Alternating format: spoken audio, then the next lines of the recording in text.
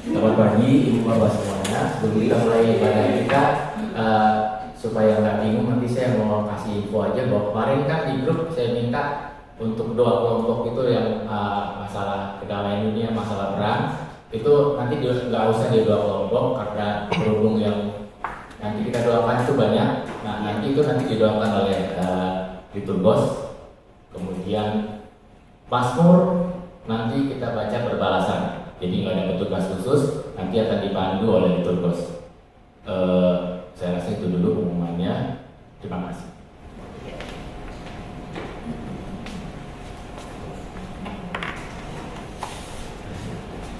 Selamat pagi Bapak Ibu. Terima kasih di dalam Tuhan. Dalam iman kita harus tetap percaya bahwa di tengah ketidaksetiaan kita mempunyai Allah yang terus setia. Mari kita bersaat teduh sejenak sebelum memulai persekutuan doa pagi ini.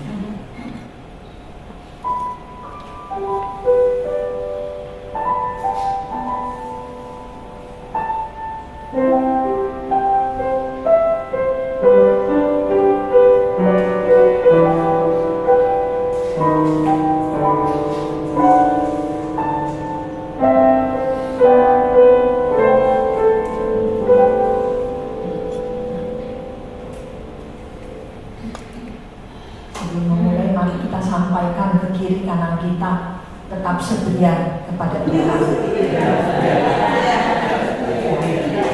Karena akhir-akhir ini banyak sekali yang tidak setia. Tidak setia dan menyangkal kepada iman, kepada pasangan, bahkan anak terdekat Tuhan. Dan mari kita yang ada di tempat ini dipilih Tuhan untuk kita saling mendukung, setia di tengah-tengah jemaat. Tuhan Yesus memberkati, selamat bersyukur dalam doa pagi. Saya tidak pintar berpantun, walaupun orang Batak umumnya tahu berpantun. Tapi kalau saya ngomong bahasa Batak, nanti yang tahu hanya Bu Kavera, Mariana, siapa lagi? Saya Pak Dani, hanya dan Bapak Ibu Papahan. Tapi kita mau percaya dari manapun, siapapun kita satu di dalam Tuhan.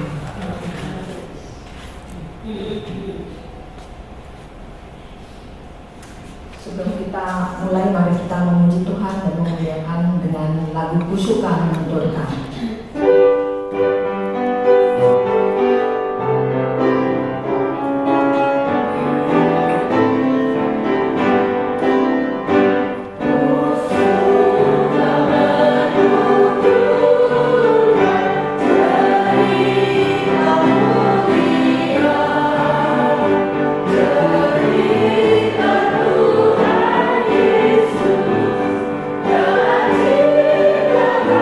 See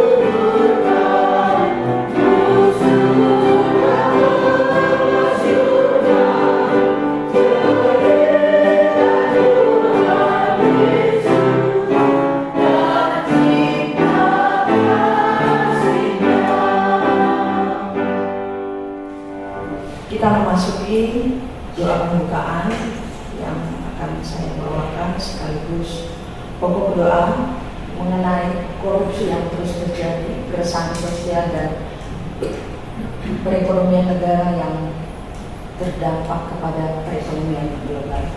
Mari kita bersatu di dalam doa. Segala puji syukur bagi Dia Allah Bapa di dalam surga. Terpujilah nama-Mu yang terus melayakkan kami untuk ada dan berkumpul di tempat ini. Kiranya di dalam kesatuan hati kami sepikir, seperasaan dan sepenanggungan boleh saling mendukung di tengah jemaat-Mu. Bahkan kami mau percaya Bapa, apapun yang terjadi atas kami di negeri ini, kami mau percaya bahwa Engkau memilih kami untuk ada di bangsa ini.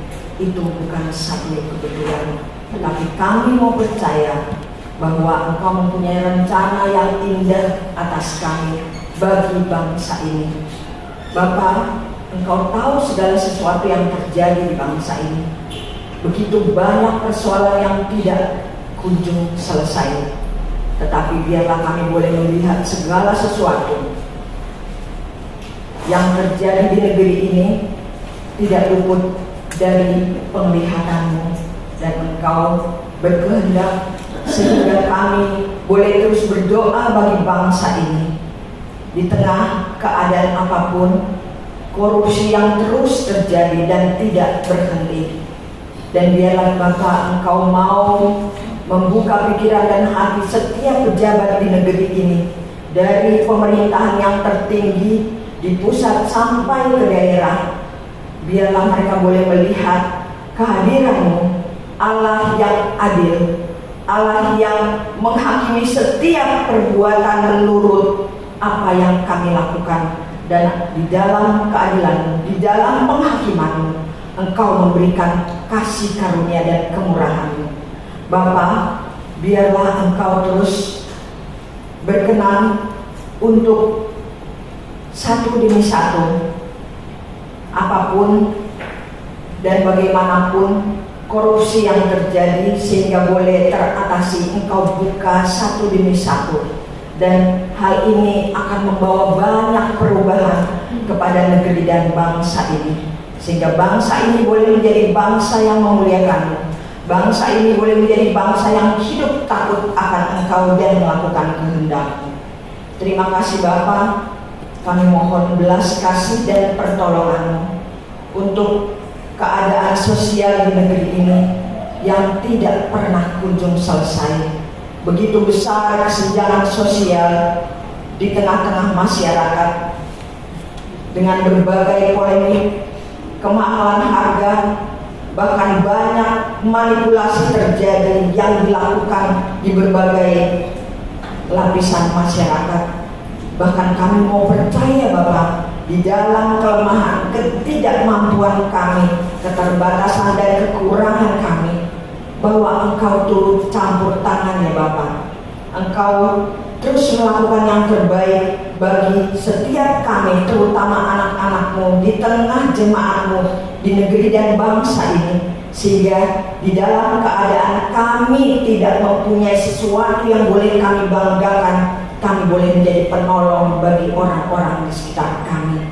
Kiranya Engkau berkenan dan mengizinkan begitu banyaknya lahan pekerjaan boleh terbuka, sehingga orang-orang yang mengalami pemutusan hubungan kerja boleh membangun diri dan percaya Engkau Allah yang setia untuk memberikan pertolongan.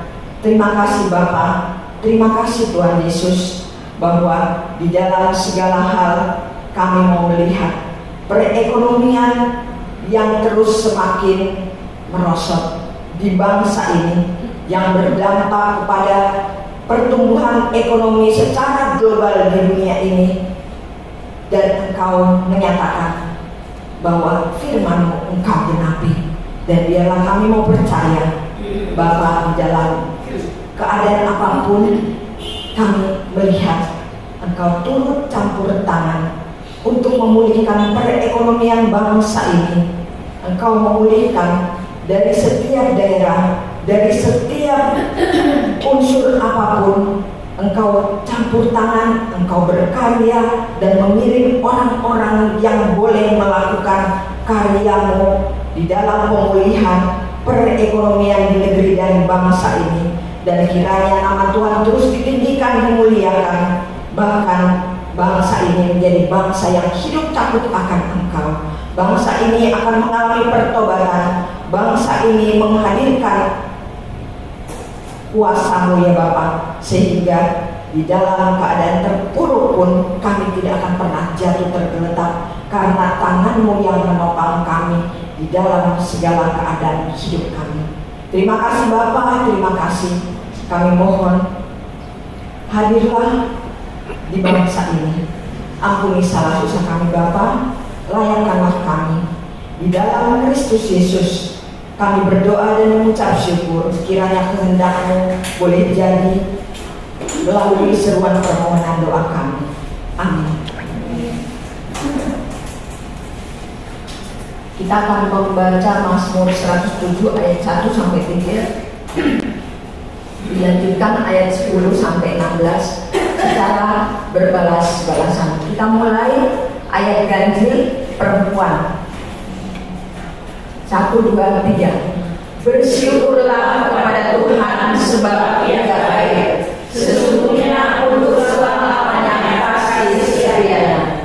Biarlah orang yang terus susah, yang terusnya dari kuasa yang menyesatkan, Yang dikumpulkannya dari negeri-negeri, dari timur dan dari barat, dari utara dan dari laut. orang yang duduk dalam gelap dan gelap, terkurung dalam belenggu besi yang menyiksa. Karena mereka merupakan terhadap perintah-perintah Allah dan menista nasihat yang maha tinggi. Ditakutkannya mereka dalam kesusahan, mereka tersandung, tetapi tidak ada yang menolong. Maka berseru-serulah mereka pada Tuhan dalam kesusahan mereka, dan Ia menyelamatkan mereka dari kesusahan mereka. Ia membawa mereka keluar dari dalam gelap dan gelap, dan Ia mematahkan belenggu mereka. Biarlah mereka bersyukur kepada Tuhan karena kasih setianya, karena perbuatan-perbuatannya yang ajaib terhadap anak-anak manusia. Kita baca bersama-sama ayat 16. Sebab dipecahkannya pintu-pintu lembaga dan dihancurkannya palang-palang pintu besi. Demikian firman Tuhan. Kita masuk kepada doa bagi orang yang sakit yang dibawakan oleh Pak Sunarto.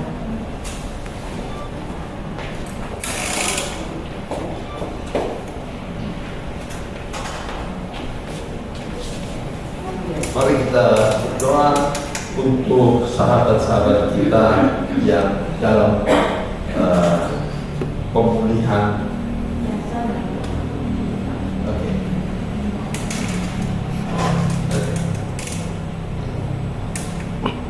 Kita berdoa bagi sahabat-sahabat kita untuk pemulihan dari sakitnya mereka. Kiranya Tuhan mendengarkan doa kita, menaruh belas kasihan dan bertindak. Mari kita bersatu hati. Bapa kami yang ada di surga, kami datang ke hadapan Tuhan. Kami mengucap syukur bahwa Engkau memberi kesempatan kepada kami untuk berdoa. Kami mohon Tuhan, kiranya pemulihan atas kesehatan dari sahabat-sahabat kami yang sakit Tuhan. Kami berdoa untuk Bapak Rudi Tobing, untuk Ibu Simatupang, untuk Bapak Titus dan Ibu Wiljarti, untuk Ibu Ina Tamrin, untuk Bapak Sri Wiono, untuk Bapak Sihite Robinson Tuhan, dan juga Bapak Andi Tangyo, Bapak Daud dan Ibu Nora, Ibu Sibi Raharjo, untuk Ibu Ovin dan Bapak Pangkas, Bapak Agus Suardono, Ibu Erli, Bapak Peter Franz, untuk Pendeta Woro dari GKI Kebayoran Baru, dan untuk Saudara Markus, untuk Ibu Lili Andreas, untuk Ibu Dorimina, untuk Kak Astrid, dan juga Bapak Firlia dan Ibu Endang, untuk Ibu Yohana Silvanus, untuk Ibu Rike, untuk Bapak Supedi, suami Ibu Enda, dan untuk pendeta kami Emeritus Pak Tumpah Obi, untuk Ibu Elizabeth Sianturi, untuk Ibu Yolanda, dan untuk Saudara Yason, ya Tuhan, dan juga untuk Bapak Sujarwo Silas. Bapak, kami juga berdoa untuk para pendamping dan orang-orang yang merawat, dan juga pasangan-pasangan mereka yang ada, juga untuk keluarga besar mereka, biar mereka semua dapat bersatu hati mendukung untuk mereka yang sakit, yang mohon pemulihan kesehatan ini. Bapa di surga, Engkau lah yang Maha Besar. Kami percaya kuasa-Mu cukup untuk semuanya ini. Dengarlah seluruh doa kami Tuhan. Ampunilah segala dosa-dosa kesalahan yang ada Tuhan bagi tiap-tiap mereka, dan juga bagi kami semua yang memohon ini Tuhan. Biarlah Engkau mendengarkan seluruh doa kami. Kami naikkan dalam kerendahan hati kami Tuhan. Kami tahu bahwa banyak hal yang tidak layak yang kami sudah lakukan yang melukai hati kami Tuhan. Tetapi Tuhan, ampunilah kami, berkatilah. Dalam nama Tuhan Yesus kami menaikkan doa kami. Haleluya, amin.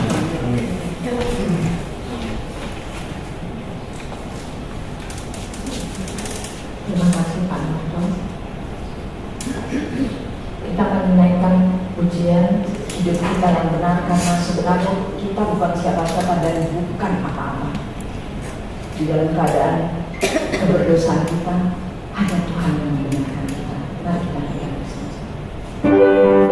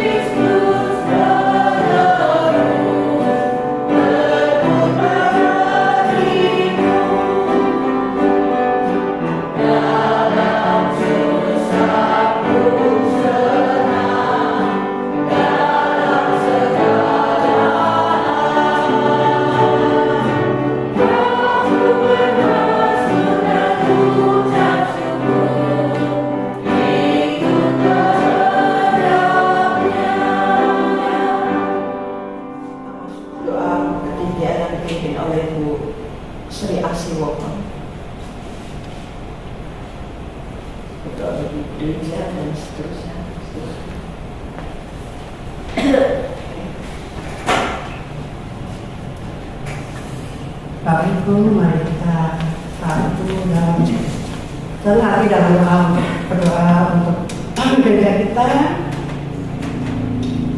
seluruh proses persiapan ibadah penuhan karena kita yang penatua, ibadah besok, kegiatan komisi dan sekolah kita maka Kak Vera. Mari kita satukan hati kita. Allah Bapa yang Maha Baik, yang kami datang kehadiran Tuhan dan yang mengucap syukur kesempatan kan semua kehadiran di tempat ini satu hati ingin berdoa Tuhan, kiranya layakan kami apapun yang akan kami naikkan dan apapun yang sudah kami naikkan ke hadapan, kiranya Engkau berkenan memberikan telinga-Mu dan mendengarkan doa kami. Bapa yang Maha Baik, sekarang kami semua akan berdoa bagi gereja kami di GKI Pondok Indah, pendeta juga kami tua serta para pegiat.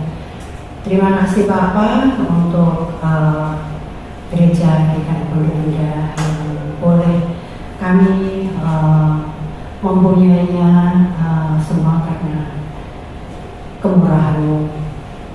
Hingga saat ini kami ada para pendeta kami, ada Kak Vera, Kak Alex, Kak Yowas, juga ada pendeta emeritus kami Pak Budi, Pak Agus, dengan berkembangnya jemaat di tempat kami Bapak, kami 10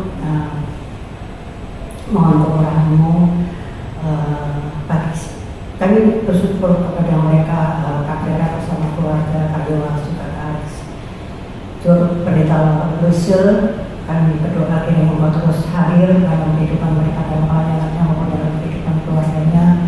Engkau kuasai hidup mereka dan biarlah Engkau terus berada dalam kehidupan mereka. Juga kami berdoa untuk para penantua, para pegiat, jemaat kami, dan biarlah dengan kehidupan bergereja hari lepas hari Engkau juga memampukan setiap kami yang sebagai penatua, pegiat maupun jemaat untuk terus bersatu hati dalam kehidupan yang Kau berikan kepada kami ini, terus bergantung kepada-Mu ya Bapa, dan mengetahui segala kelemahan dan kekurangan kami, dan percaya Kau sendiri yang terus membimbing setiap kami. Kami serahkan para pendeta, penatua, pegiat dan jemaatnya ke dalam tangan-Mu Bapa.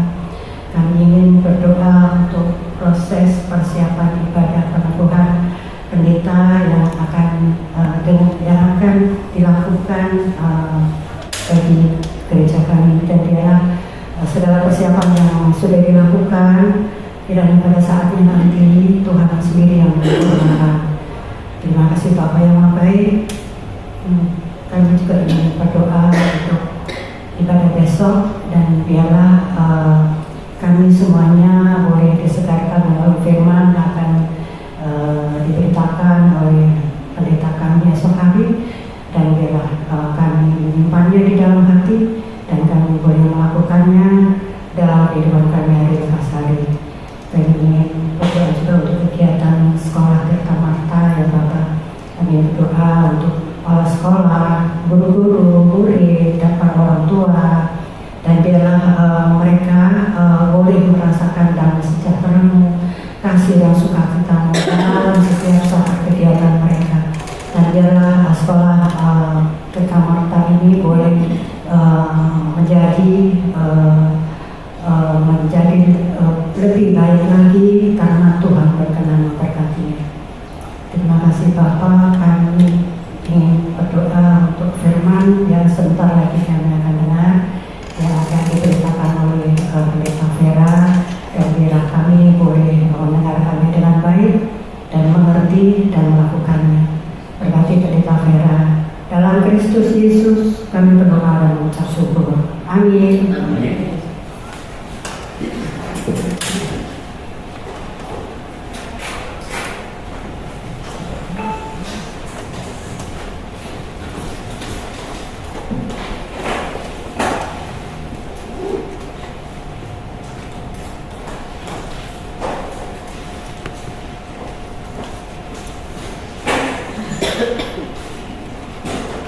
Kita akan baca 2 Korintus 5 ayat 11 sampai dengan 21.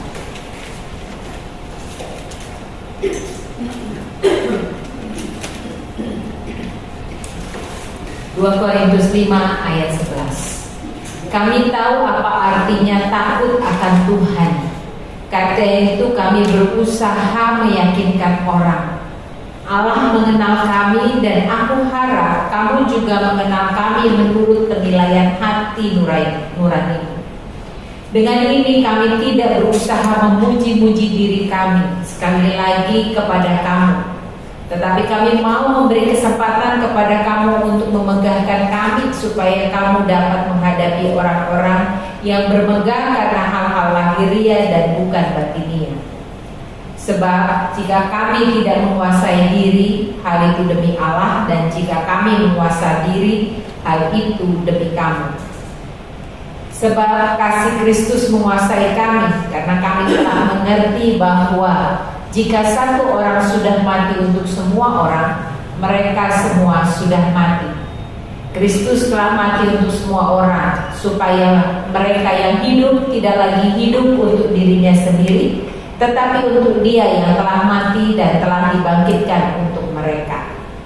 Sebab itu, kami tidak lagi menilai seorang pun juga menurut ukuran manusia. Jika kami pernah menilai Kristus menurut ukuran manusia, sekarang kami tidak lagi menilainya demikian. Jadi, siapa yang ada dalam Kristus, ia adalah ciptaan baru. Yang lama sudah berlalu, sesungguhnya yang baru sudah datang. Semuanya ini dari Allah yang dengan perantaran Kristus telah mendamaikan kita dengan dirinya dan telah mempercayakan pelayanan pendamaian itu kepada kami. Sebab di dalam Kristus Allah mendamaikan dunia dengan dirinya tanpa memperhitungkan pelanggaran mereka, dan Dia telah mempercayakan berita pendamaian itu kepada kami. Jadi kami ini utusan-utusan Kristus, sebab Allah menasihati kamu dengan perantaraan kami.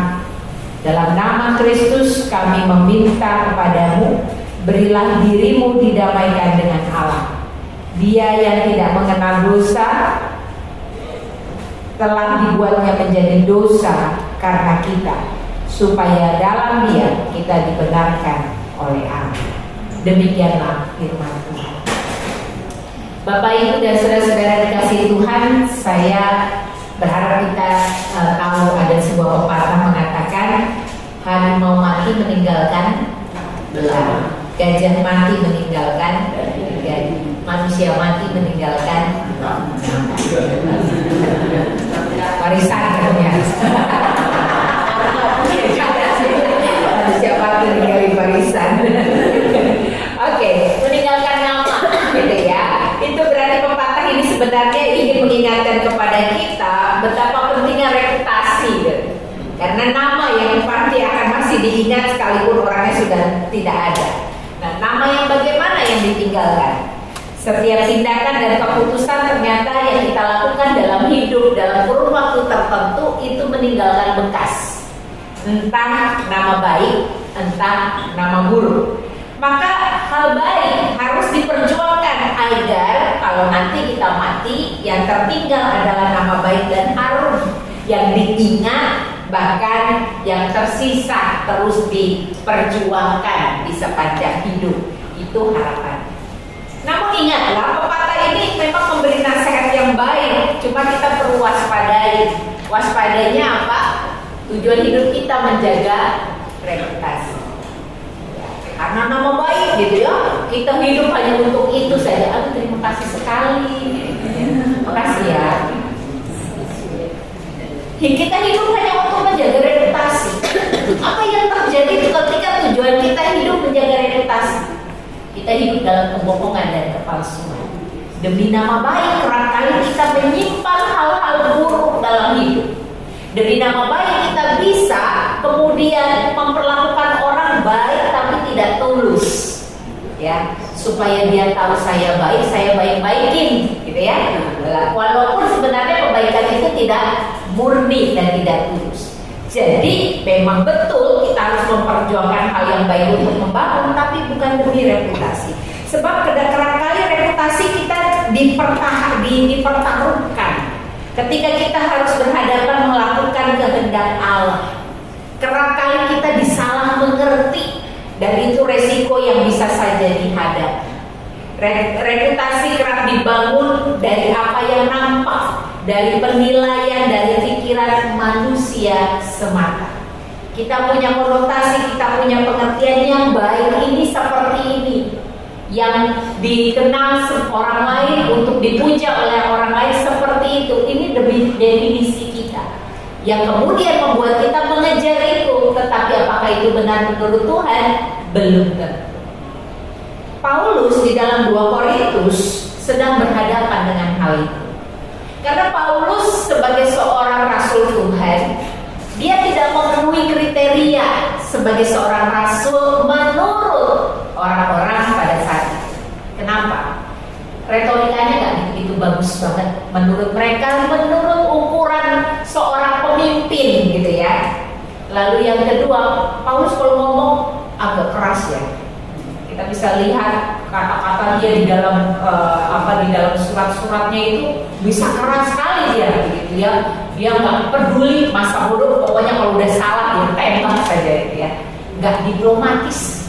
Nah itu yang kerap kali membuat orang mengatakan ini nggak cocok. Penampilan Paulus juga dianggap tidak cocok jadi seorang rasul. Sama ya Pak kita ya. Kok pendetanya kayak gitu? Gitu ya. Nggak cocok jadi pendeta ya kayak gitu nah gitu ya. Jadi kita lihat penampilannya gitu ya. Oh ya nggak cocok gitu. Kita nggak lihat bagaimana itu kemudian apakah yang nampak dalam pikiran kita, definisi dalam pikiran kita sesuai dengan kehendak Allah. Dan itu yang dihadapi oleh Paulus di dalam 2 Korintus bacaan kita pada hari ini. Dipertanyakan, dia cocok nggak? Dia pantas nggak jadi seorang rasul? Karena menurut penilaian orang, kalau mau di checklist nggak pantas semua. Paulus tidak pantas mengatakan dirinya sebagai rasul, maka itulah yang dipertanyakan. Maka integritas Paulus sedang dipertanyakan sebagai seorang rasul Tuhan. Paulus menghadapi ini bagaimana? Bagaimana dia merespon ketika orang mempertanyakan kualitas kerasulannya, mempertanyakan integritas kerasulannya. Dulu saya pernah orang sulit menerima saya karena apa? Karena kalau saya ketawa ngakak. Oh pendeta ketawanya ngakak, pendeta ketawa harus kayak apa? Saya bilang harus ikan, saya bilang gitu. Itu mah udah produk dari Tuhan. Kalau tante nggak bisa terima ya sudahlah, saya bilang gitu ya. Nah, ini kerap kali terjadi loh dalam kehidupan kita gitu. Nah, sekarang kita lihat bagaimana Paulus merespon. Paulus merespon penilaian tentang dirinya bukan kemudian berhenti terhadap apa yang dikomentari gitu ya. Tetapi dia mengajak orang-orang yang mengkritisi mempertanyakan kerasulan. Kerasulan itu artinya misinya untuk mengerjakan, memberitakan firman Tuhan. Maka itu yang ditangkap oleh Paulus kemudian menjadi sebuah pengajaran. Jadi bukan soal seberapa ganteng dan cantiknya saya, seberapa manisnya mulut saya, tetapi seberapa saya konsisten mengerjakan kehendak Allah. Dan itu yang diajak mereka ketika mereka menilai kepada aspek manusia menurut reputasi manusia, dan Paulus mengajak untuk melihat dalam perspektif Allah. Maka Paulus mengatakan bahwa hidupku itu terbuka di hadapan Allah. Artinya Paulus ingin mengatakan sebagai seorang rasul saya menghidupi integritas, bahwa apa yang saya nyatakan kepada kalian itu juga yang menjadi sebuah refleksi dan pengalaman hidupku kepada Allah. Maka dikatakan bahwa hidupnya terbuka di hadapan Allah. Semoga dikatakan di sana kami tahu artinya takut akan Tuhan. Karena itu kami berusaha meyakinkan orang Allah mengenal kami, dan aku harap kamu juga mengenal kami menurut penilaian hati nurani. Dia tidak ingin punya kepalsuan. Dan apa yang dia kerjakan sebagai seorang rasul Tuhan adalah sesuatu yang dia kerjakan di hadapan Tuhan. Dan dia selalu ingin mencoba melihat itu menurut di hadapan Tuhan. Kalau kamu tidak mengerti apa yang aku refleksikan sebagai panggilanku sebagai seorang rasul, maka mari kita melihat itu di hadapan Tuhan. Apa yang diajak oleh Paulus untuk dia mengajak setiap orang melihat di hadapan Tuhan, yaitu karya Tuhan.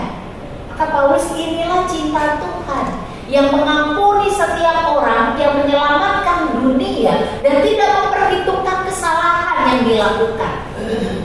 Kita bisa jadi ingat ya siapa Paulus sebelumnya. adalah seorang Saulus.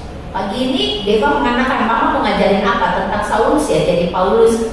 Ya benar sih, saya jadi ingat pagi ini. Ya. Betul bahwa seorang Paulus adalah seorang Saulus yang punya masa lalu yang kelam. Kalau mau dibilang, ya memang gak pantas jadi ukuran manusia. Bibit bobot bebeknya ada cacatnya. Dia pernah menganiaya para pengikut Kristus. Dan catatan hitam itu kerap selalu ngitili kehidupan kita. Begitu dia terus mengintili kehidupan kita, selalu kita punya cara. Dulu kan dia, kamu gak tahu, dia kan pernah. Dan Paulus sadar betul bahwa itu yang kerap kali membuat orang sulit menerima kerasulan. Maka ini bukan soal kamu percaya kepadaku yang sudah bertobat, tetapi mari kita melihat cinta Allah yang besar, yang mengampuni. Bahkan aku yang punya reputasi buruk sebelum aku mengenal Kristus. Bahkan aku yang punya sejarah tetap engkau ingat. Dan itu yang membuat Paulus mengatakan, mari lihat pada cinta Kristus yang tidak pernah mengingat-ingat kesalahan, yang di dalam kasihnya begitu besar telah mati bagi kita dan membiarkan dirinya berdosa demi dosa kita, bukan karena dosa dan kesalahannya. Maka itu prinsip dasar. Ketika orang mempertanyakan integritas Paulus, Paulus mengatakan, lihat Kristus, bukan lihat aku. Dan apa yang aku kerjakan di hadapan Kristus. Ini bukan soal Paulus, ini soal Kristus yang mengampuni Paulus. Yang kedua yang dilakukan oleh Paulus adalah tentang kasih itu sendiri. Dia merasakan betapa dia sebagai pihak orang yang mengalami kasih yang begitu besar, kasih yang membuka kesempatan, kasih yang membuka ruang untuk bertumbuh, kasih yang memberikan kesediaan menulis sejarah hidup yang baru. Dan itu yang dirasakan oleh Paulus. Kasih yang terlalu besar dari Allah, yang bahkan kemudian sejarah hidup Paulus yang baru itu dimulai sebagai seorang rasul yang dipercaya. Kan ini luar biasa. Orang yang tadinya hadir bisa menjadi sosok yang menakutkan bagi kehadiran orang lain, lalu dipulihkan oleh Allah, dan dia merasa bagaimana Allah yang begitu besar memulihkan dia dan mengasihi. Dan kasih itu ditunjukkan oleh Allah apa? Memberi kepercayaan kepada orang yang paling meragukan mengerjakan misi Allah, yaitu misi pendamaian, pemberitaan Injil, kabar baik. Dan Paulus menyadari betul, aku menjadi rasul ini bukan soal legitimasi Yerusalem. Jadi Yerusalem ada rasul-rasul, ya 12 rasul sebagai murid-murid Yesus begitu ya. Mereka pun mempertanyakan pada awal mulanya tentang Paulus. Tapi bagi Paulus ini bukan soal legitimasi manusia. Sekalipun dia menghargai para rasul-rasul, tetapi dia ingin mengajarkan tiap orang, ini soal Kristus yang menyelamatkan, dan di dalam cinta aku meresponnya. Sebab cinta Allah memberi aku sebuah kesempatan mencatat sebuah sejarah baru, bukan lagi sebagai penganiaya jemaat, tetapi sebagai pengikut Kristus yang memberitakan Injil, kabar baik itu sendiri. Jadi Paulus ingin melihat betapa cinta yang murni itu adalah ruang bagi orang untuk bertumbuh. Paulus ingin mengatakan, betapapun sulitnya engkau menerima aku, milikilah cinta di dalam Kristus supaya kita bisa saling menerima. Tetap ya, dalam hidup ini kita tuh susah menerima beberapa sisi orang lain kan. Apalagi kalau ada orang yang kayaknya susah banget ketemu sama saya, gitu ya, atau susah banget kayaknya kita, tiap kali ngomong tuh kayaknya seperti paku yang menancap di hati gitu. Kayaknya saya susah banget dengar omongan dia gitu ya. Kerap kali kita berhadapan dengan orang-orang yang sulit sekali kita terima, entah dengan berbagai macam alasan, berbagai macam kondisi. Dan itu yang membuat Paulus mengatakan, kalau Allah mencintai kita sedemikian begitu besarnya, dan memberi ruang bagi kita untuk mencatat sebuah pengalaman baru di dalam Dia. Mengapa engkau tidak? Maka Paulus mengajak tiap orang punya kasih yang begitu besar, sebab dia mengerjakan kerasulan ini di dalam kasih, semata-mata karena dia mengasihi, dan itulah yang akan dia bagi dalam hidup. Itulah yang dia akan bagi di dalam misinya. Maka kasih itu menjadi orientasi hidup Paulus, membuat dia hidup bukan lagi bagi dirinya sendiri, tetapi bagi Kristus. Karena mudah bagi Paulus mengatakan, nggak suka, ya udah aku pergi, gitu ya. Ya sudah, nggak usahlah aku kerjakan ini. Toh dia nggak suka. Tapi Paulus menghadapi orang yang mempertanyakan dirinya, memilih untuk tetap mengerjakan misi Allah. Ini bukan supaya saya angkat kaki karena aku melayani, bukan karena apa yang dikatakan orang. Kalau aku ingin melayani, itu yang ku kejar bukan reputasi, tetapi bagaimana aku setia mengerjakan misi Allah.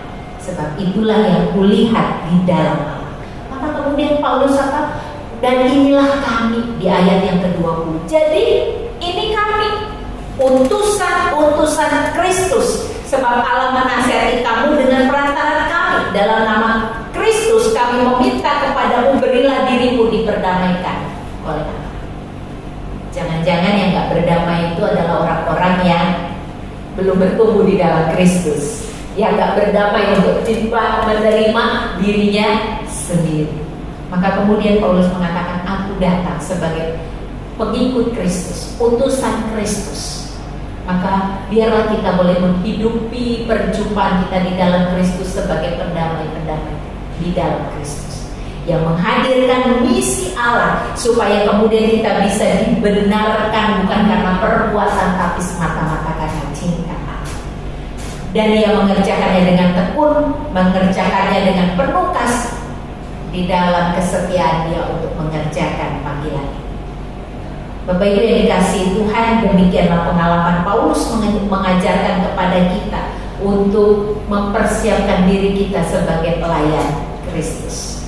Selalu saja ada orang yang mempertanyakan, selalu saja ada orang yang melemahkan langkah kita untuk menjadi pengikut Kristus. Kalimat yang mungkin pernah didengar terucap dari mulut kita atau diucapkan orang lain kepada kita adalah, kok rajin ke gereja, kelakuannya kayak gitu. Ya. Orang Kristen kok bikin kayak begitu. Itu kan integritas kita dipertanyakan. Itu memang adalah salah satu cara kita untuk mengevaluasi hidup ya. Perkataan-perkataan seperti itu membuat kita merenung. Tapi ingatlah, mari kita kembali kepada Kristus di tengah segala hal yang kita hadapi sebagai pelayan Tuhan. Jadi pelayan yang berintegritas. Bahwa pelayanan yang kita lakukan ini bukan soal reputasi. Ini bukan soal mencari nama. Ini bukan supaya saya dikenal orang, dikenal jemaat ini sebagai pribadi yang ABCD. Tapi soal setiap orang berjumpa dengan kebaikan Kristus. Maka pelayan-pelayan Kristus perlu punya pengalaman bersama dengan Kristus. Banyak pelayan, kenapa kamu mau melayani diajak ya?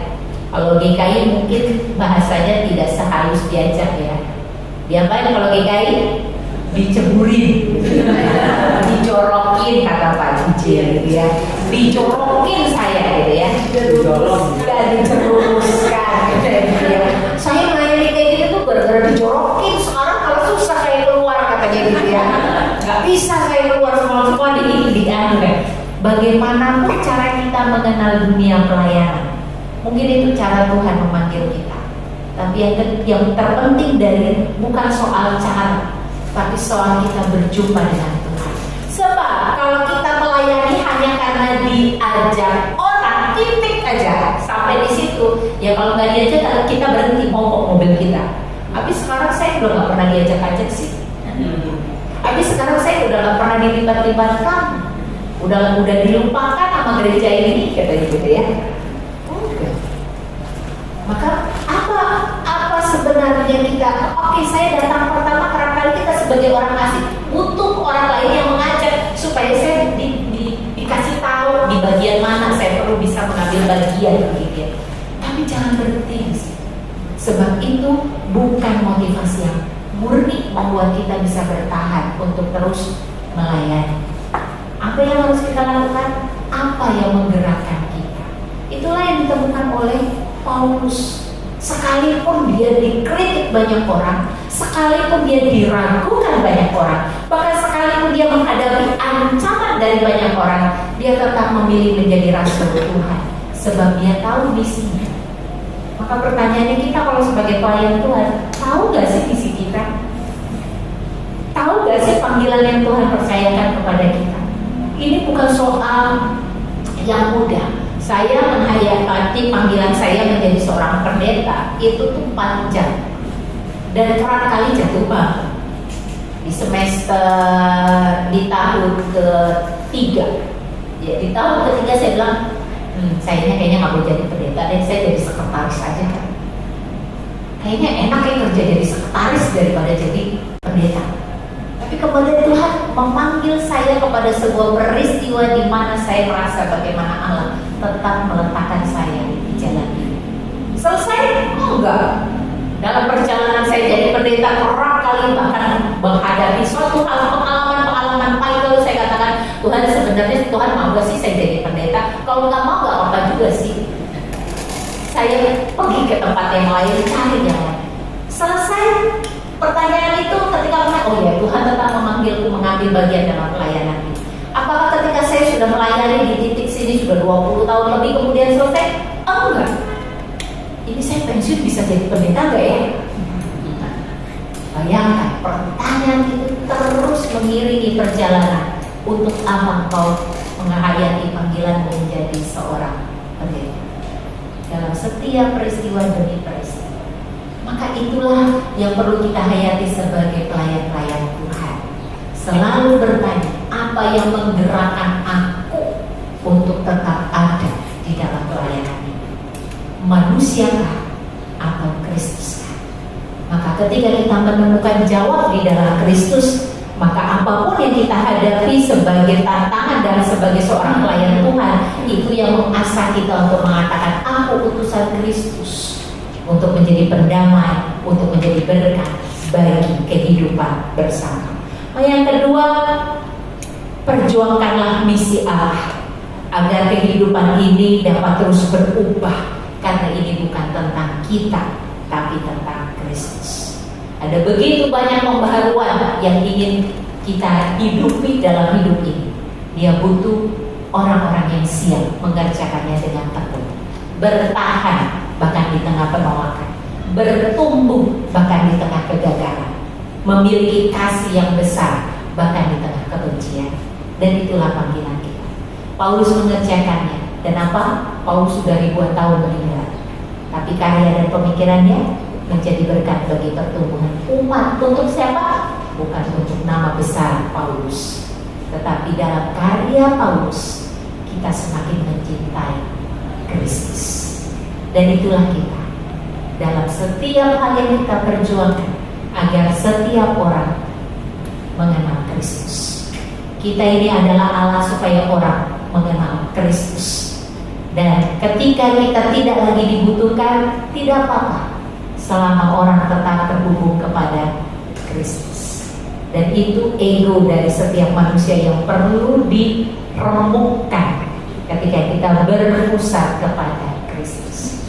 Maka Bapak Ibu dan saudara-saudara yang dikasihi Tuhan, biarlah firman Tuhan pada pagi hari ini menjadi sumber kekuatan bagi kita, menjadi seorang pelayan-pelayan Tuhan yang berintegritas, menjadi pelayan-pelayan Tuhan yang tahu di mana letak panggilan saya. Bukan berarti kita anti kritik. Jangan dipahami Paulus anti kritik, karena Paulus pernah juga menuliskan nanti dalam suratnya betapa dia juga minta maaf terhadap hal-hal yang melukai hati. Bukan jadi pelayan yang anti kritik. Tetapi ketika kita mendengar masukan, kita lihat masukan itu di dalam kacamata Kristus. Ketika hati kita remuk mendengar masukan itu, kita bawa hati kita di dalam Kristus. Dan kerap kali hati kita nanti katakan, udahlah ya Tuhan, kalau nggak mau ya udah selesai, kita tutup mundur begitu ya. Tapi kita bawa hati kita di hadapan Kristus, katakan, Tuhan, cintamu yang menggerakkan aku, maka biarlah cintamu yang membuat aku juga bisa menjadi alat cinta Tuhan bagi sesama, bahkan bagi orang yang menolong diri. Dan kiranya itu yang boleh menjadi semangat kita menjadi pelayan Tuhan. Selamat melayani, Tuhan Yesus memberkati. Amin. Ada yang mau di-sharingkan atau dipertanyakan? Silakan Pak. Pertanyaan yang tadi disampaikan Paulus itu basic atau ya dianggap kurang gitu. Namun bukan sebaliknya, Paulus itu lebih daripada dianggap secara pendidikan dan mungkin karakter kolerik juga yang membuat dia jadi seperti itu. Ya, maksud mereka adalah bahwa Paulus itu berasal dari orang Yahudi yang dididik oleh Gamaliel dengan pengetahuan yang luar biasa ini. Tetapi pada saat dia kan sebagai orang Yahudi yang punya peran ya. Tapi pada saat kemudian dia memberikan peran rasulannya, itu agak berbeda dengan yang lain. Dan itu yang dikatakan nggak cocok jadi rasul itu. Bagaimana cara dia berretorika, bagaimana cara dia menghampiri orang. Kan kita mudahnya gini Pak, ada seseorang pemimpin yang kalau mau sedikit agak dicocok-cocokkan, mungkin ya pemimpin rohani gitu ya, secara intelektual oke, gitu ya, secara intelektual oke, semangatnya oke gitu, tapi cara soft skillnya dia tuh kurang gitu ya. Ini kok kayaknya serada seruduk terlalu preman gitu ya, lalu kan kayaknya nggak cocok jadi seorang rasul. Apalagi bagi orang Yahudi, seorang pemimpin rohani di usia, mereka kan harusnya usia 30-an ke atas gitu. Jadi dianggap sebagai usia kematangan, perlu ketenangan gitu, kewibawaan. Nah itu yang mereka tidak lihat dalam diri Paulus, karena Paulus meletup, dia pribadi yang meletup sebenarnya, tetapi kemudian retorikanya terus terang, agak diplomatis gitu ya. Makanya dia mengatakan banyak beberapa kata-kata yang dikatakan Paulus tuh straight to the point begitu ya. Jangan terlalu begitu dong, bener sih bener tapi gitu ya. Nah itu yang kerap kali membuat orang sulit menerima diri. Ya karakternya begini, gitu. Maka ada sebenarnya dari 1 Korintus, 2 Korintus, menurut tafsir itu ada 3 Korintus. Ada ini 1, 2 ya, sebenarnya ada satu surat Paulus yang dibilang surat air mata. Nah di situ memang Paulus membuat suratnya itu dengan hatinya dia. Apalagi dia juga dia berjuang dengan kondisinya begitu ya. Kan dia juga dipertanyakan uangnya. Dia sebagai pemilik tenda, lalu dia kolek persembahan untuk Yerusalem, lalu rasul Tuhan kolek gitu ya. Nah gitu. Dia mengatakan, saya nggak minta dari kamu, ini duit buat persembahan Yerusalem. Jadi banyak hal di dalam pelayanan Paulus tuh orang bertanya-tanya ini benar rasul atau enggak ya, apalagi dia punya sejarah sebelumnya. Ada lagi Bapak Ibu? Silakan Pak Diki. Kalau kita berpikir ya, mungkin Paulus ini karena orang yang pintar sekali ya, dari Gamaliel. Jadi ada kesempatan mengatakan ya, orang yang pintar, orang yang berkuasa ya, pada waktu itu ngomong apa aja bisa percaya, ya kan? Tidak ada orang yang mau benarkan percaya, ya kan? Nah, Paulus ini salah satunya. Tetapi ada satu mungkin yang menghubungkan dia dengan Kristus, itu yang membawa ini siapa? Pasti ada, dan nggak mungkin sudah disingkirkan, tidak ditahan, tapi pasti ada orang yang membawanya. Boleh tahu siapa? Kalau tidak salah ingat, sorry Pak ya, Barnabas, salah satu orang yang membawa Paulus dan kemudian memperkenalkannya kepada para rasul di Yerusalem. Ya, memang betul Pak. Karena ya seperti tadi ya Bapak Ibu, kalau Bapak Ibu mau masuk dalam sebuah pelayanan dan kita orang asing kan perlu jembatan ya. Nah Paulus juga begitu, supaya dia dikenal. Dia pernah dipanggil ke Yerusalem sebenarnya Pak. Jadi pada saat kan orang sudah kenal dia sebagai orang yang akan membasmi pengikut Kristus gitu. Sekarang kok ada di barangan kita ini apa sih gitu ya? Ini strategi supaya tahu di mana para pengikut Kristus lalu dibunuh semua gitu ya. Maka dipertanyakan sebenarnya, dan itu dibawa lalu mengatakan enggak, dia adalah orang yang sudah berjumpa dengan Kristus. Pengalaman di Tarsus adalah menjadi pengalaman panggilan Paulus yang kemudian dikatakan gitu ya kepada para rasul, ini bukan manusia yang milih aku, Kristus kok ya. Dan itu menjadi kekuatan motivasi besar. Setiap kali dia dipertanyakan, ini Kristus bukan Anda gitu ya. Nah kerap kali gitu kali ya Pak, gua nggak peduli lo, pokoknya Kristus gitu. Nah kan bahasanya kerap kali mungkin itu yang perlu dikemas gitu ya. Mungkin saja itu salah satu dari cara Paulus yang membuat orang sulit menerima. Ada lagi Bapak Ibu Pak? Retorika itu apa tuh? Dan juga apakah selalu positif, selalu negatif atau bagaimana? Retorika itu sebenarnya ilmu ilmu dari sebuah cara kita menyampaikan, menjelaskan, begitu. Beretorika, begitu ya.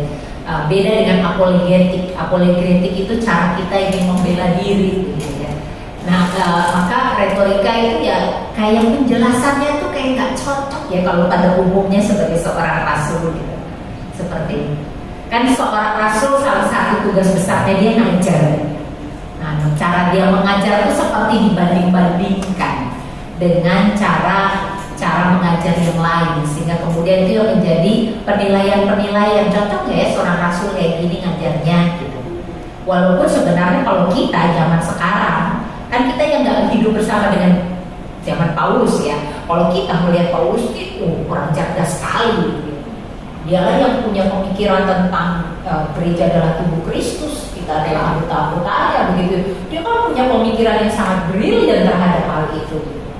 Tapi kan bagaimana dia mengajarkan itu di masanya, di dalam sebuah iklim tertentu, nah itu yang kita sedang meraba. Nampaknya itu masih sulit karena dia harus berhadapan dengan rasul-rasul yang lain, lalu kemudian figurnya seperti dicocok-cocokkan. Rasanya itu juga nggak terlalu sulit buat kita karena barangkali gitu ya. Kok pendeta Vera kayak gini ya beda sama pendeta Alex gitu ya. Pendeta Alex kok kayak gini ya beda sama pendeta Yoas gitu ya. Kan barangkali kita juga lakukan itu gitu ya. Nah itu yang menjadi isu yang dibahas oleh Paulus. Tapi menariknya Paulus tuh nggak bicara tentang dirinya gitu ya. Nah, maka kemudian kalau dia dipertanyakan retorikanya dia tidak kata gini loh saya ngajar bukan gitu. Tetapi pada saat orang mempertanyakan bagaimana cara dia retorika, bagaimana cara dia menjawab, menjelaskan wibawa kerasulannya, dia malah menjawab ini, panggilan kita datangnya dari Kristus. Jadi apa? Ini tuh sebenarnya adalah bungkus yang bisa dikelola. Tapi jangan berhenti di sini. Kamu lihat kalau mau kamu lihat saya ini utusan Kristus atau tidak, lihat pengalaman imanmu bersama dengan Kristus. Lihat apa yang menjadi misiku untuk mengerjakan misi Kristus. Jadi jangan kemudian itu terhalangi dengan apa yang kamu komentari gitu ya. Nah itu menariknya ya cara Paulus berretorikanya dia begitu ya. Bukan kemudian terjebak soal oke, kamu maunya saya ngomong kayak apa gitu ya. Ya, bukan terjebak pada saat itu gitu ya. Jadi tapi terjebak, tapi dia mengarahkan sebagai utusan Kristus kita adalah orang baru, ciptaan baru di dalam Kristus. Kalau kita ciptaan baru bagaimana? Ini pikiran kita, cara kita menilai, bukan nilai lahiriah. Makanya dia begitu ya. Buat orang-orang yang masih lihat aku secara lahiriah, kenal Kristus supaya kamu bisa lahir baru dan kenal aku secara batiniah gitu ya. Maka dia mengajak orang-orang melihat pengalaman batin dia kepada Kristus. Seperti itu. Biasanya kalau saya simpulkan itu pada masanya dia pasti tidak bisa. Tapi buahnya nanti setelah dia ada, baru udah merasakan. Kerap kali gitu ya. Kerap kali gitu. Makanya manusia batin meninggalkan nama juga ya. Kerap kali gitu. Boleh satu lagi? Iya silakan. Saudara Paulus tuh kayak revolusioner banget, cerdas banget, punya segala banyak sekali tadi yang retorika, pemikirannya, pengalamannya gitu ya, susah banget dipahami. Seperti misalnya yang terakhir tadi, karena Kristus telah menjadi dosa, yang tidak mengenal dosa menjadi dosa kata kita, supaya dalam Dia kita dibenarkan oleh Allah. Dalam banget gitu. Kalau kita cuma baca itu apa sih maksudnya gitu ya? Bayangin deh, anak Allah Tuhan jadi dosa, dia kan yang nggak berdosa. Itu buat lu Martina, ingat gitu kan? Padahal jangan sok gitu loh. Itu Kristus mau loh jadi kayak supaya lu tuh nggak disalib, dia yang disalib gitu kan. Dalam sekali ya sebenarnya Paulus itu. Jadi nggak bisa kalau cuma baca sepintas gitu, harus dipunya-punya, harus dipikir-pikir itu maksudnya apa sih, dilihat lagi dengan ayat yang lain ya baru kita paham pemikirannya. Benar, benar Kak Martina. Jadi saya nyambung sama Bapak ya. Jadi gini, mengunyah pandangan Paulus itu tuh dalam sejarah gereja itu menjadi banyak pandangan ya. Bapak-bapak gerejawi itu juga sebuah perjalanan. Sebenarnya Paulus mau apa itu? Gila dia bisa emang dia benar cerdas. Dalam kecerdasannya mungkin jadi sulit orang untuk ini apa sih maksudnya? Ini ngomongnya mau betul gitu ya. Kan kadang-kadang kita ngomong orang pintar, gak usah pintar-pintar apa ya. Pokoknya praktisnya apa sih kayak gitu ya. Tapi bagi Paulus ini bukan soal do and don'ts. Ya, Paulus gak mau terjebak kepada ayo kamu orang Kristen lakukan ABCD, jangan DEFG gitu yang enggak. Jadi orang Kristen punya prinsip. Jadi ketika pengalamanmu berganti, kamu pegang prinsipnya. Pengalaman bisa berganti gitu ya. Maka ditanya, boleh nggak makan halal haram? Paulus bukan bilang boleh nggak boleh gitu. Tapi Paulus, kamu lihat tuh hidupmu, kamu jadi batu sandungan nggak? Kamu lihat makanan tuh dari Tuhan.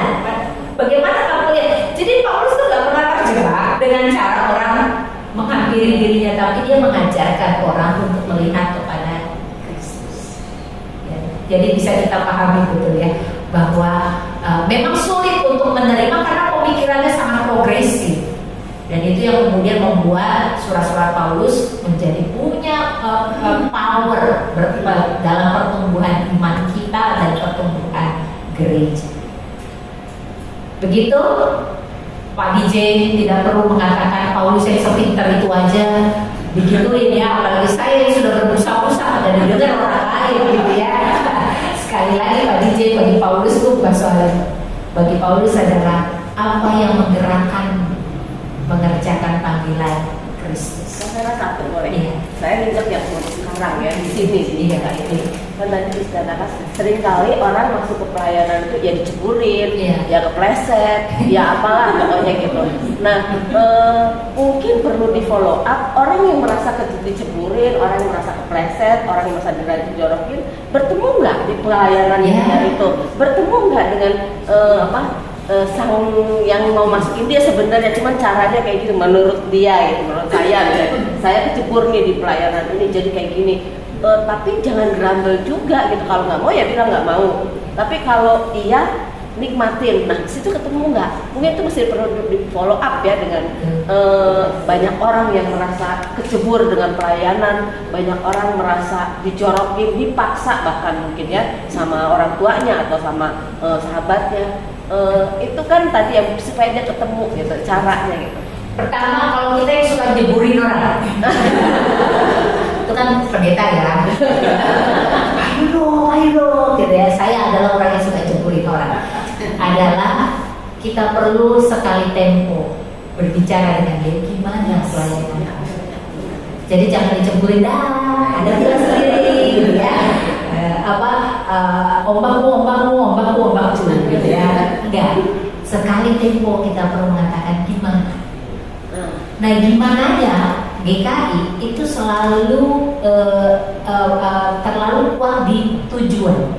Gimana bisa kok saya bisa kok ngerjain tugas tunggal? Enggak. Gimana pertumbuhan rohani ketika engkau semakin sibuk di gereja ini? Nah itu pertanyaan yang kerap kali kita abai gitu ya. Kamu kuliah semakin sibuk ya? Gimana? Kamu semakin menikmati hidup di dalam Tuhan? kamu semakin mencintai dia, kayak gitu ya. Aduh, boro-boro dulu aku punya waktu untuk baca Alkitab tiap pagi, gara-gara pelayanan gak pernah lagi aku baca Alkitab. Gawat itu. Itu sangat gawat sekali ya, pelayanan membuat kita jauh dari firman Tuhan. Sekarang kita minta maaf gitu. Saya nyeburin kamu supaya makin dalam kepada firman Tuhan. Kalau saya nyeburin kamu makin jauh, saya harus bertobat gitu ya. Nah itu ya. Yang kedua, kalau saya yang diceburin.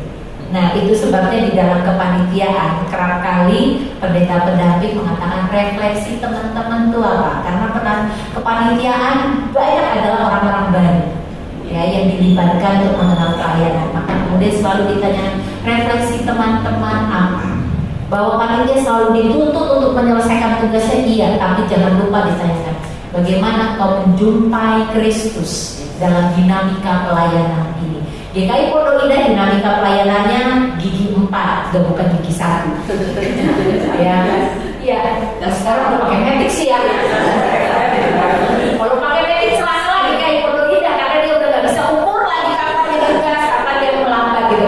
Buat orang baru, ini buat bapak ibu yang suka jeburin orang juga. Buat orang baru, pelan-pelan giginya dari 1 dulu, jangan ke 4, nanti dia ngomong gitu. Dan kalau nggak mati ya syukur ya. Lalu dia merasa gitu. Kadang mati ngomong, gila ya Pondok Indah. Nah jadi buat kita yang mengajak orang lain, tengoklah dia dalam periode tertentu dan mengatakan gimana pertumbuhan rohanimu. Maka kau semakin berjumpa dan mencintai Kristus yang memanggilmu dalam pelayanan ini. Lalu bagi kita yang diceburin, bagian itu jangan dilupakan. Ya aku udah makin sibuk ya. Gimana aku semakin cinta sama Tuhan lewat kesibukan ini. Aku ketemu wajah Tuhan gak lewat kerepotan ini. Aku menemukan kebaikan Tuhan gak lewat semua aktivitasnya. Kalau enggak, Anda perlu berhenti dan lihat kembali kepada Kristus, supaya itu menjadi sumber kekuatan Anda untuk kembali melakukan pelayanan dengan motivasi yang benar demi Kristus. Selamat ya. Ada masih ada? Oke, silakan. Saya mau bukan bertanya ya. Saya cuma mau bilang Bapak Ibu terima kasih untuk dukungan doanya. Kalau ada masalah yang saya alami berhubungan, saya biasanya telepon mama. Jadi mama yang dulu, tapi mama udah gak ada. Jadi yang pertama saya ingat tuh di WA itu senior, komisi senior. Jadi saya minta dukungan doa dari senior. Tapi ternyata nggak sangka, maaf ya nggak ke PDP ya. Lalu linknya mama ini Pak Martin kirim ke PDP ya. Lalu PDP juga semua mendukung doa. Bahkan setelah proses operasi itu, Bu Glory tanya gimana hasilnya. Saya merasa tuh saya benar-benar didukung gitu karena yayasan itu sempat ngomong ini, titip anak-anak ya mak, kalau yayasan titip anak-anak. Jadi ya gitulah sebenarnya. Jadi Tuhan banyak sekali pendidikan yang akan menyita waktu kalau kita saksikan. Tapi yang jelas semalam itu Pak Agus sudah ke rumah anak karena itu jadi sangat rewel sehingga pembantu ngomong di WA mau pulang. Jadi orang ke sana untuk ngurusin cucu, saya ditinggal sama mantu sama Yanto. Udah boleh pulang, kata dokter janji jam 5, sisi ternyata jam 7 setelah berkali ya. Jadi udah malam banget, kalau urus admin ternyata down sistemnya. Jadi lama banget kami menunggu urusan adminnya beres sampai udah malam udah sepi ya gitu. Akhirnya Elisa bilang gimana kalau saya udah lagi Bapak Ibu kami boleh meninggalkan rumah sakit padahal masih belum beres administrasinya itu kebaikan Tuhan. Ya, itu aja sih. Terima kasih bukan doanya. Terima kasih kita bersyukur kesehatan desa gitu ya. Saya bertanya, yang lain juga ada ciptaan baru itu sama nggak dengan lahir baru? Iya, kurang lebih. Artinya yang Paulus bilang itu, yang kamu pikirkan lahiriah, yang aku pikirkan batiniah. Maka dia ingin melihat sebagai ciptaan baru, lihatlah kepada Kristus, bukan kepada cara pikir manusia. Lagi yang saya cermatikan, kita mungkin dulu tentang Roma, saya bisa melihat bagaimana saya dikabulkan juga kepada dia merumuskan sedemikian rupa tentang dogmatika, ya, yang dirumuskan ya. Di Roma kan sudah belajar tentang dogmatika dan juga pengajaran. Ya, yang saya ingin tahu ya, bagaimana dia bisa menyimpulkan tentang alat tunggal dan agama, terus kristologi, soteriologi, dan juga eskatologi. Sebagai lupa lebih tidak ya. Dan sampai Biblia itu pelajari kayak gitu, gak cukup 1 semester katanya. Tapi Paulus bisa melakukan juga lupa, dan dia dari mana bisa mengetahui tentang pengajaran itu, sedangkan dulu nggak ada TT, nggak ada apa. Ilmunya dari mana? Kita kalau bertanya kan luar biasa, rapuh gitu ya. Itu jawaban Pak Pak Joni, Kak Martina. Memang Paulus ada dalam sebuah kecerdasan yang luar biasa. Tapi dia bukan tanpa pengetahuan keyahudian dia juga kuat begitu terhadap kitab-kitab begitu ya, kitab-kitab para nabi, Taurat begitu ya. Pemahaman dia terhadap latar belakang pemikiran itu kuat. Lalu yang kedua, pengalaman spiritual. Itu yang membuat dia bisa melihat semua itu sebagai sebuah konsep berteologi yang luar biasa. Makanya saya bilang tadi, pemikiran Paulus ini kalau dikunyah, hasilnya sama bapak-bapak gereja berabad-abad betul lamanya gitu, sampai saat ini gitu ya. Itu memang pemikiran yang brilian. Tapi dapat dari mana ya? Pasti dari Tuhan begitu ya. Kalau pimpinannya spare this life kan, kecerdasannya menjadi berkat begitu ya, dia berikan buat dia. Tapi yang pentingnya bagi saya, dalam kecerdasan Paulus dia punya pengalaman spiritual. Dan pengalaman spiritual itu yang lebih ditonjolkan Paulus. Pengalaman dia disentuh Kristus, pengalaman. Jadi sebenarnya ketika dia bicara tentang Kristus yang adalah anak Allah menanggung dosa dunia, itu bukan sekedar kognitif pengetahuan, tapi juga afektif pengalaman. Ini aku ngalami apa yang dia lakukan, itu tuh works dan benar dihidupi, dan itu yang menjadi powerful ya. Kekuatan firman itu bukan sekedar soal pengetahuan. Makanya integritas menjadi sebuah kekuatan firman ketika pengetahuan itu dihidupi. Kalau saya cuma bilang percaya Tuhan, Tuhan Maha Kuasa, saya sendiri nggak hidupi, saya masih cari hukum. Ya nggak kuat, nggak punya kekuatan. Maka itu yang disebut dengan firman Tuhan itu adalah pekerjaan Roh Kudus, gitu ya. Maka sebagai orang yang memberitakan, kita menghidupi menjadi sebuah kekuatan yang membangun. Dan itu yang dilakukan Paulus, sehingga apa yang dia katakan pemikirannya dahsyat, membangun konsep berpikir kita tentang Kristus dan keselamatan. Kita bisa doa bersama ya. Terima kasih kesaksian pertama 11 kita mulai dari saya. Kita ada 11 kelompok. 1 2 3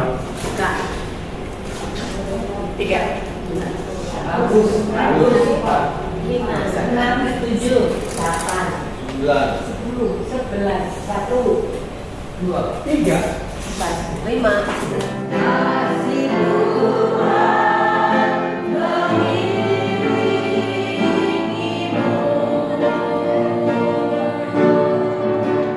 dan sayapnya melindungimu.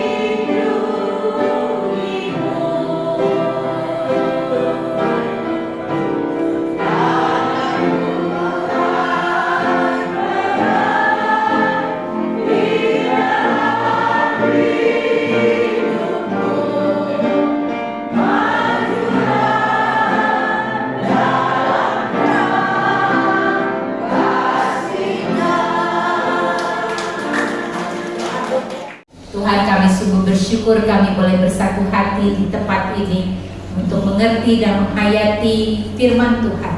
Namun itu semua yang membuat kami bertekun juga di dalam doa. Kami sungguh bersyukur kami boleh diikat di dalam satu pergumulan ketika kami juga membawa doa-doa pergumulan umat-Mu yang tertulis, dan kami boleh doakan kiranya segala pergulatan itu boleh kami tanggung bersama di hadapan Tuhan. Kami percaya kuasa Tuhan tak pernah terbatas, menyapa setiap jiwa yang menuliskan pergulatan dan pergumulan mereka, dan juga menyapa kami di tempat ini ketika kami juga bergumul bersama di dalam kehidupan ini. Kami percayakan Tuhan terus menjaga dan memelihara kami.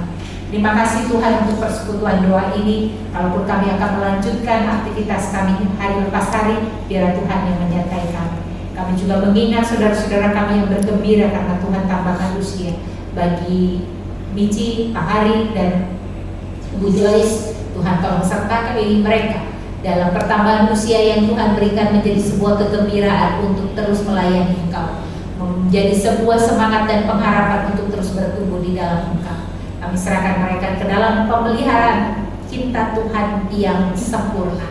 Biarlah mereka boleh menikmati hari-hari pemberian Tuhan dengan terus mempermuliakan Engkau. Kami juga berdoa Tuhan mengingat dunia kami yang porak-poranda ini. Ketika setiap orang atas nama Tuhan menghancurkan yang lain, ketika orang dengan mudah juga menggunakan ayat-ayat untuk membenarkan pilihan mereka, membasmi dan memusnahkan orang lain, Tuhan ajar kami untuk melihat segala motivasi kami di hadapan Tuhan. Kami rindu dunia ini berdamai. Kami rindu dunia yang sempit ini Tuhan boleh menjadi ruang bagi setiap jiwa untuk memperjuangkan hal-hal baik. Kami rindu peperangan ini usai. Tuhan taklukkan setiap ego dan kesombongan para pemimpin-pemimpin negara. Biar Tuhan boleh menyapa mereka Tuhan dalam kepemimpinan yang mereka miliki, dalam kekuasaan yang tidak terbatas, yang hanya kecil, yang hanya bagian sedikit saja yang mereka miliki, agar mereka dapat melihat kuasa yang tidak terbatas dalam Kristus, agar mereka boleh tunduk kepada Engkau dan mengambil sebuah kebijakan-kebijakan besar bagi dunia ini, hidup dalam kerukunan dan perdamaian. Kami rindu peperangan ini usai Tuhan, agar perjuangan kami menghadirkan kebaikan di tengah dunia ini menjadi perjuangan bersama umat manusia. Tuhan tolong kami, dan kami dapat terus membawa semua harap ini ke dalam tangan Tuhan. Terima kasih ya Bapa, di dalam nama Tuhan kami Yesus Kristus kami berdoa dan terimalah berkat Tuhan. Kasih karunia dan damai sejahtera dari Allah Bapa, Putra dan Roh Kudus menjaga dan memelihara Engkau di dalam kesetiaan dan cinta kasih-Nya yang besar, menjadi sumber kekuatan bagimu untuk terus melayani Dia dengan setia sekarang dan selamanya. Amin.